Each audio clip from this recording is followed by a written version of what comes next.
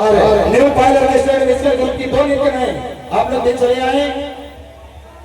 नई वक्त महावीर पूजा समिति नई वक्त कुशवाहा संघ शिव टोला जनता बाजार अखाड़ा नंबर 3 हर साल की भांति इस साल भी आप तमाम श्रद्धालुओं का हार्दिक अभिनंदन करता है और करता ही रहेगा जो अपने कीमती समय निकालकर बाबा वीर बजरंग बली के इस वार्षिक पूजनीय समारोह में आप लोग बीच शामिल हैं।